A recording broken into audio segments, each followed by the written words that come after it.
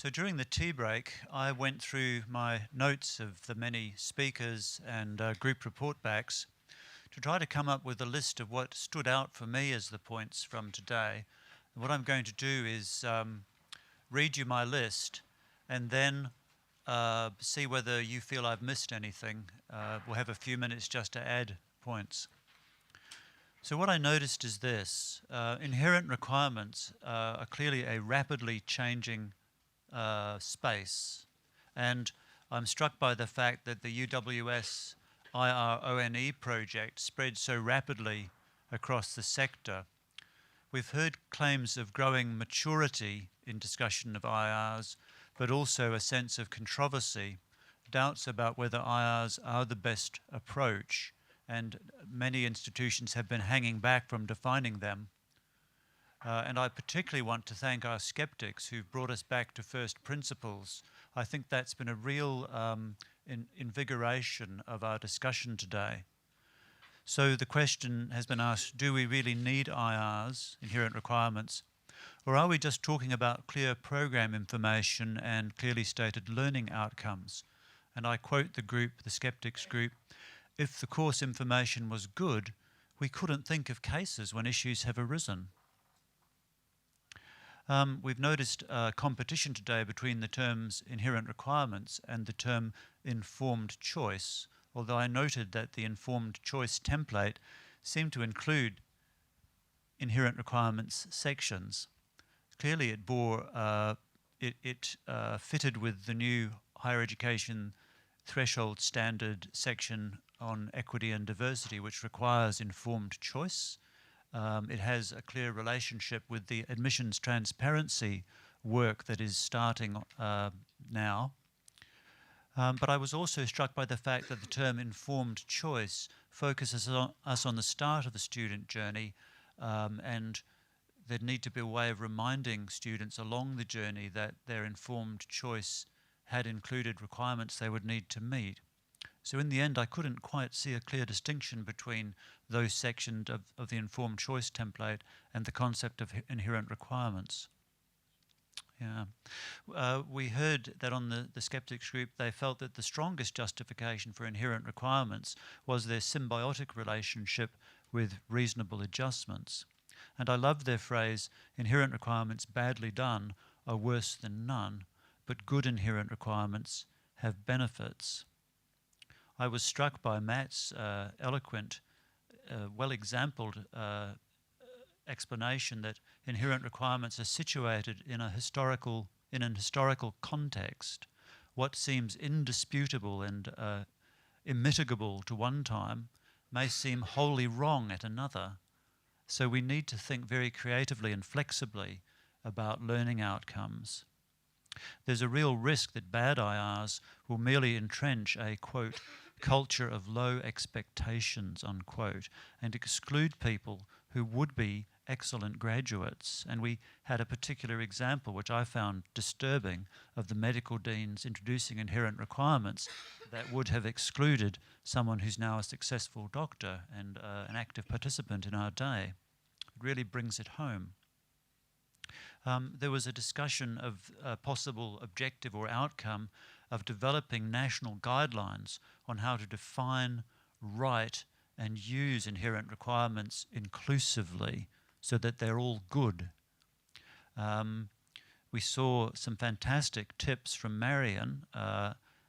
Inherent requirements have to be written for the reader. They have to be clear and concise, with links perhaps to drill down to more detail. They should describe the task, not the person, in which case they become quite akin to learning outcomes or competencies. I loved the idea of using a risk matrix approach to decide which are real inherent requirements and which are peripheral to the program learning outcomes. I think that's a good way to help us think flexibly, really interrogate attempts to define inherent requirements. Then, in terms of applying them, we spoke of the need to embed mention, at least, of the inherent requirements, a brief discussion of them at each point in the student journey into the course and through the course to the end. The need to equip staff and students to use inherent requirements in an inclusive way. And I threw in the suggestion of identifying inherent requirement champions in each academic unit. And although inherent requirements might be seen as an extra thing to do, I think there is an attraction in the idea that they can help to avoid highly laborious and distressing disputes by providing greater clarity about what is expected and what can be done to help students succeed.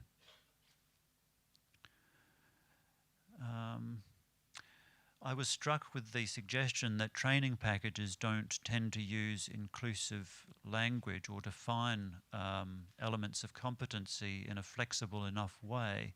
And it seemed to me that there's a marvellous editing job there for someone. I'd love to do it.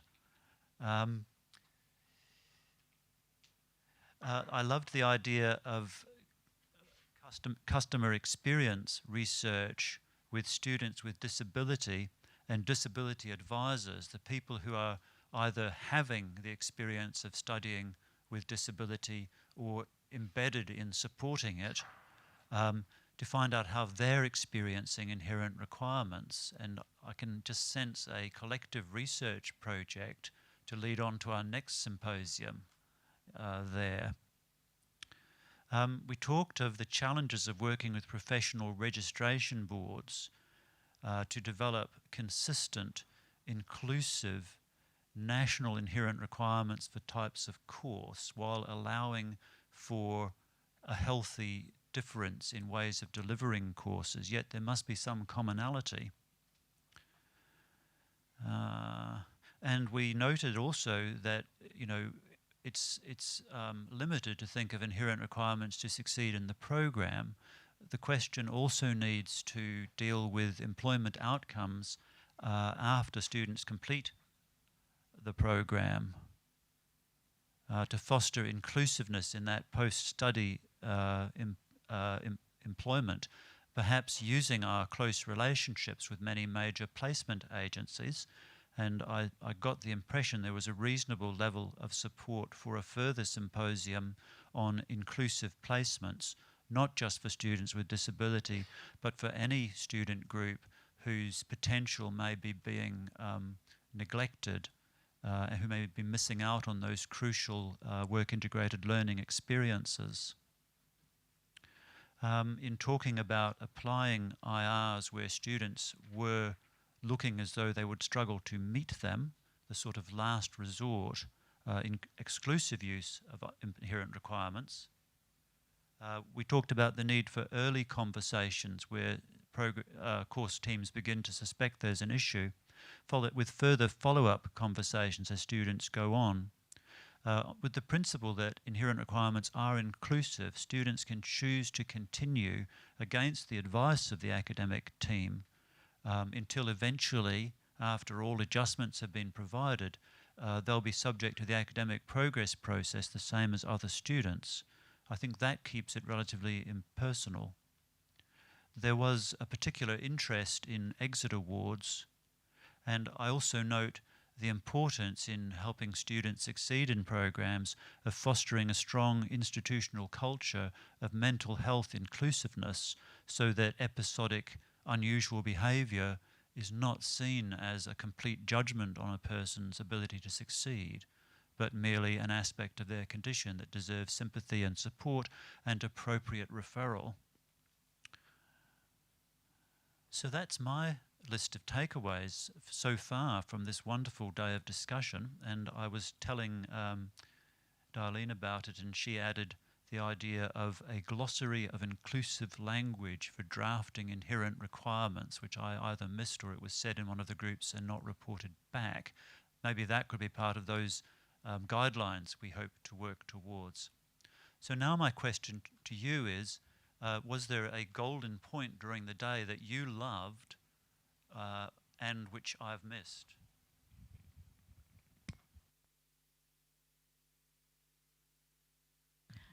I just wanted to say that from when inherent requirements we started, you know, developing them at the universities, that from that time, let's say 2010 until now, I think that the conversation has become a lot more robust and more educative, and and I think it's really good that we're all talking about it and willing to get together to try and create whatever it may be, inherent requirements, to better the support of our students and and to help them succeed at university level.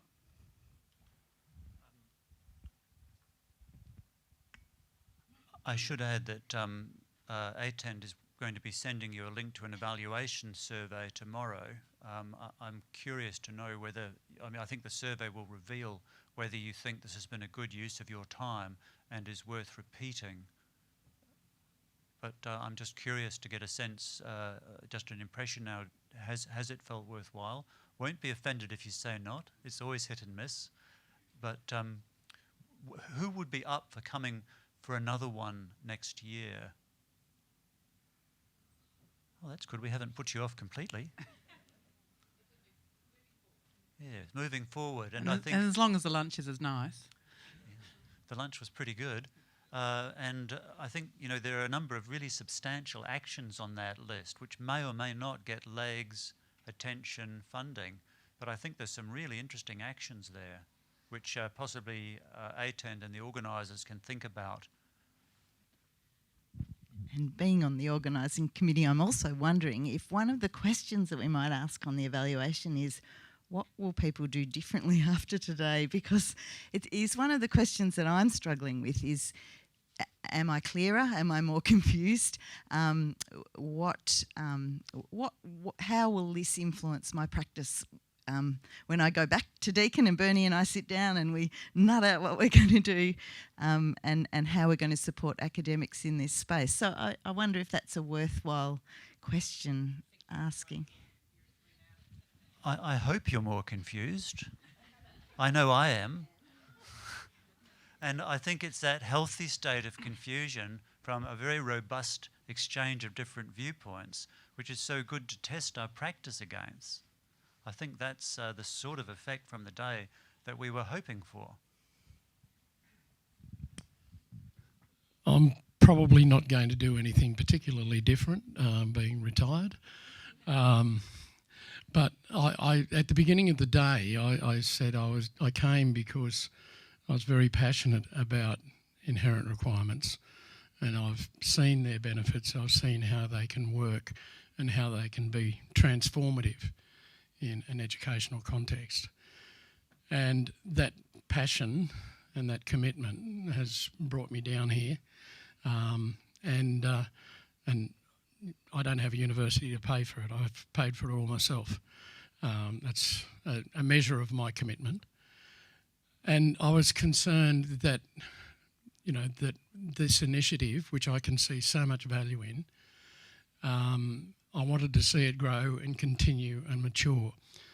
I was never so presumptuous that what we did... I need to ask you, how have we been taking care of your baby? Well, that's what I'm just about to tell you, if you can bear with me for a moment. I was never so presumptuous that what we did in Western Sydney in 2009 and 2010 was the be-all and end-all.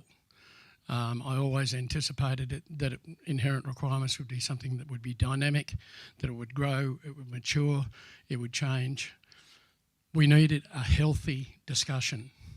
We needed a healthy interaction of the skeptics and the passionate supporters and those people who are willing to give things a try.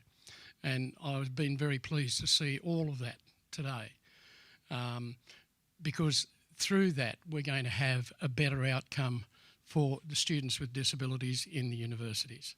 And that's ultimately what we're all about. I think we'll also have a better outcome for disability practitioners, because if we do articulate these appropriately, you've got the tools to be able to actually do your job and work out what reasonable adjustments are appropriate. And that's been a missing factor for so many people for so long. But it's also, I think, a very positive thing for the academics, because you should be developing your curriculum, your teaching methods based on substantial fundamental issues rather than build the tower first and then look at the foundations. And your inherent requirements have to be your foundations. So it's been a great experience. It's worth the trip. It's worth the time and worth the damage to my bank account. And I've appreciated a very healthy discussion. And the baby's doing fine. Any other last points that need to be added to that list of takeaways from today? If it's been covered, apologies, but I just thought in having the discussion with the vet sector group, just around how much we talk about our own institutions and how we may be able to address inherent requirements, etc. But there is a bigger picture here. There is a bigger picture for a lot of organisations or even regulatory bodies. We've talked about like ARPA and similar, but we need to talk with the larger bodies that actually are perhaps influencing the decisions on what courses are in the first place. As I said, obviously from the point of view of the vet sector, where those training packages are developed way beyond the institution, they're actually developed at that high level. And are we sort of needing to bring more bodies into this discussion rather than just how we address it in our own institution? I just wanted to make a quick comment, just if people haven't noticed, the presentations from today are up on the board there, so what the wonderful Jane has put them up. And we do plan, as Kai said, is wanting to bring all the notes and all the information from today into some sort of order, and that we'll be sharing with the sector, as well as the videos that have been taken today. So, and that hopefully will keep the discussion going. So from here, and then to look at then having something else next year. So, which would be good. So so my biggest aim for today was that we didn't have a talk fest, that we actually come away with some really concrete things. And I think talking about the guidelines, I think would be absolutely fantastic, and even some looking at making sure language isn't discriminative, more of inclusive language would be great. I think they're great outcomes. It's like a good point perhaps to draw things to a close, and we've thanked many people today, but I would also just like to thank Sarah and Janaea, who have done the translating today. It's been you've been a lovely presence, so thank you.